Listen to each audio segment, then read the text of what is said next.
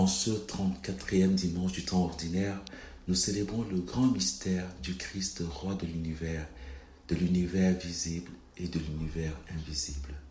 Ce mystère nous dévoile la manière toute particulière, la manière unique dont Dieu gouverne sa créature bien-aimée.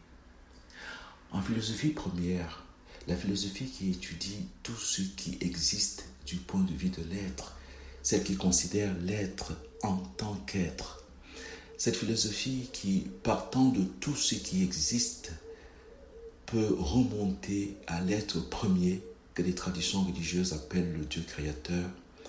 Cette belle philosophie nous dit de Dieu, de l'être premier, qu'il est acte pur. Autrement dit, en Dieu, il n'y a pas seulement la lumière, Dieu est lumière. En Dieu, il n'y a pas seulement que l'amour, Dieu est l'amour. En Dieu, il n'y a pas seulement la vérité, Dieu est vérité. Alors, Dieu, acte pur, n'agit que par pure gratuité. C'est ça qui est intéressant. Dieu, parce qu'il est acte pur, n'agit que pour se communiquer, pour se donner gratuitement à celui qui veut le recevoir. Dieu nous crée, Dieu nous gouverne, Dieu nous sauve par pure gratuité. Il est don gratuit. C'est bien ce qu'on appelle le mystère de la grâce. Le mystère de la grâce dont Marie est la témoin par excellence. C'est à elle que l'ange s'adresse en disant « Kere ke karitomene » Réjouis-toi, tu es la plénitude de la grâce comme Dieu. La plénitude de la grâce dont Jean nous parle en disant « De sa plénitude, nous avons tous reçu grâce sur grâce ». La royauté du Christ est donc la manifestation de la gratuité absolue de Dieu dans le gouvernement de ses créatures.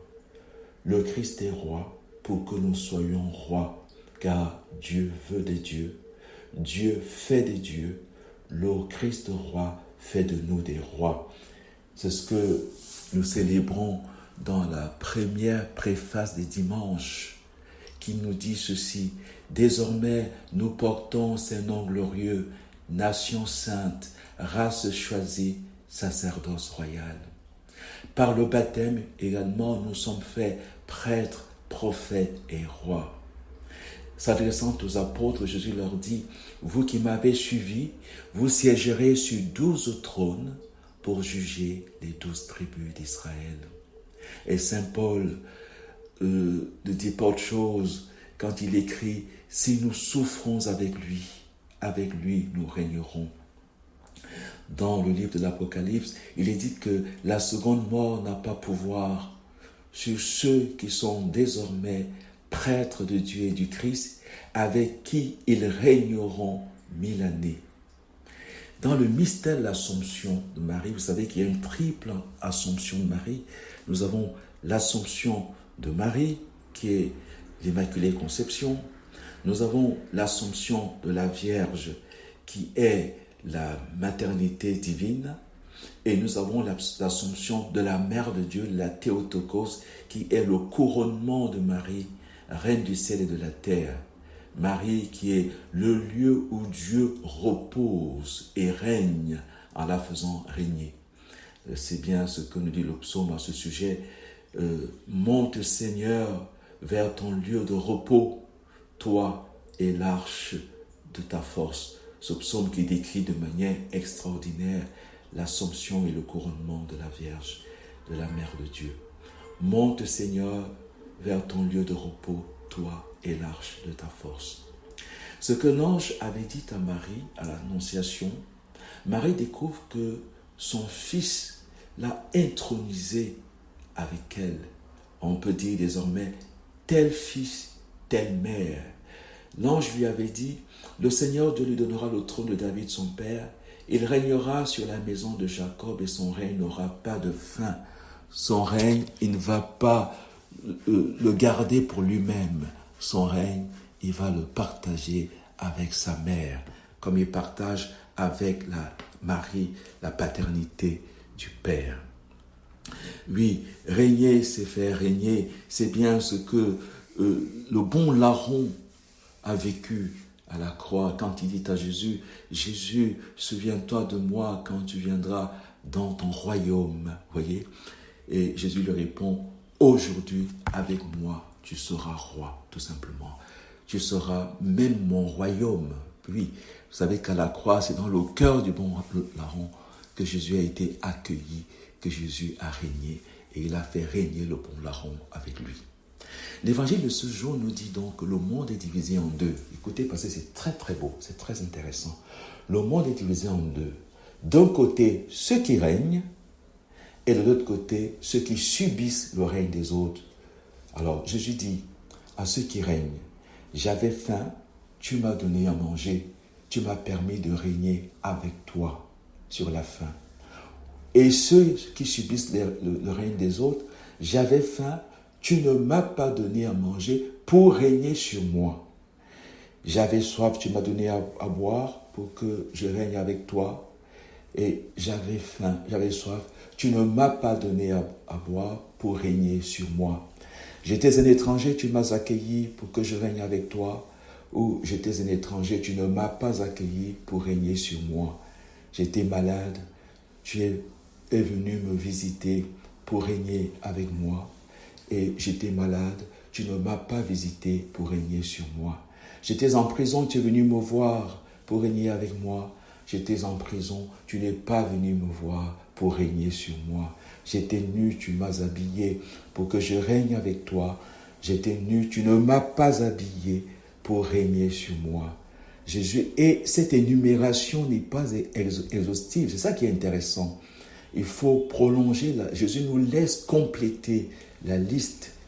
Il nous dira, j'étais Dieu, tu m'as honoré pour être Dieu avec moi, pour être divinisé.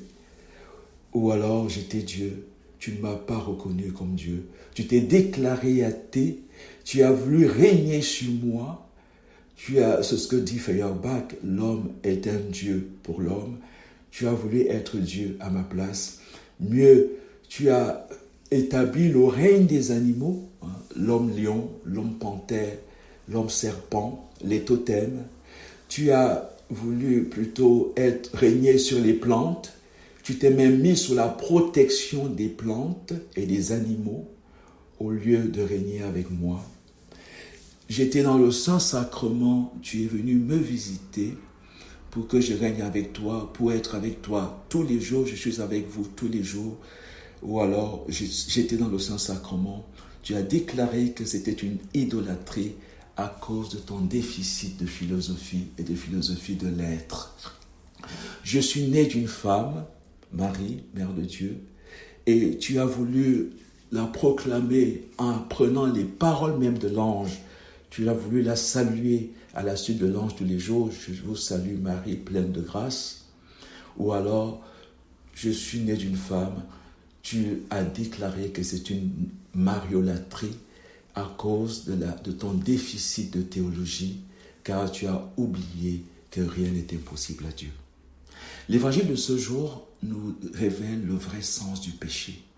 Le péché n'est-il pas finalement le fait de rejeter, le fait de refuser la royauté divine pour des royautés humaines, pour le règne animal, pour le règne des plantes sur nous. Soit nous voulons être le roi des animaux, l'homme lion, soit nous voulons être le roi des plantes, ou alors nous voulons que les animaux règnent sur nous, nous mettons sous leur protection à travers toutes sortes de rites, de rituels et de protection. Et le péché finalement est une pusillanimité parce que Dieu veut des dieux, le roi fait de nous des rois et non des sujets. Le roi qui est Dieu fait de nous des rois et non des sujets. Le péché, c'est le fait d'être en deçà du mystère, le fait de ne pas être à la hauteur de la gratuité absolue de Dieu. La philosophe Simone Veil disait que Dieu et l'homme sont comme deux amants qui ont fait erreur sur le lieu du rendez-vous. Dieu nous attendait dans la divinité, dans son royaume, pour que nous puissions régner avec lui. Et l'homme a attendu Dieu dans les hommeries. Il a fait de Dieu un totem, il a fait de Dieu une idole, il a fait de Dieu un mythe, il a fait de Dieu une superstition, malheureusement. Alors, il y a deux manières d'être roi, nous dit cet évangile, nous révèle ce grand mystère. Il y a deux manières d'être roi. La première, la meilleure, est régner, c'est faire des rois. C'est ce que Jésus va faire. Jésus, roi, nous connaturalise au règne de Dieu, nous configure au règne de Dieu. Et cela, c'était parti, on le voit déjà dès la Genèse. Faisons l'homme à notre image, selon notre ressemblance. Ou alors régner, malheureusement, sur l'opprobre des hommes qui ne se sont pas suffisamment élevés pour contempler la vérité par leur intelligence et pour contempler la vérité en accueillant la foi. Alors pour cela régner, c'est faire des esclaves. Et c'est bien ce que Machiavel en philosophie a enseigné, nous a laissé comme patrimoine. L'art de garder le pouvoir, l'art d'être au-dessus des autres. Ne pas se sentir responsable des autres, mais se sentir supérieur aux autres. Et on voit les conséquences de ça. Eh bien, c'est les taudis, c'est les bidonvilles, c'est les sacrifices d'animaux, c'est les sacrifices humains, c'est le règne de la guerre, c'est le règne de la méchanceté, c'est la jungle, tout simplement.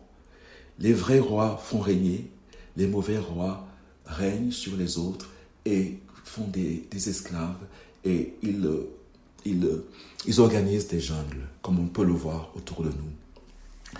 Jésus vient comme roi éclairer tout homme. Jésus est roi parce qu'il est la lumière qui éclaire tout homme.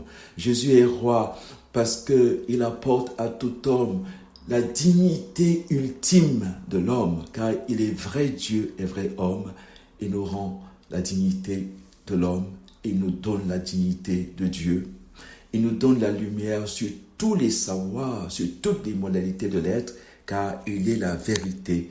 Le vrai règne, c'est le règne de la vérité, c'est la splendeur de la vérité. Le vrai règne, finalement, c'est quand le Saint-Esprit est là, lui qui nous conduit vers la vérité tout entière, lui qui est le lien entre le ciel et la terre, lui qui est le lien entre le Père et le Fils, lui qui est le lien entre nous, entre les hommes, lui qui nous connaturalise à la divinité, à la bonté, à la lumière, à la vérité de Dieu. Amen.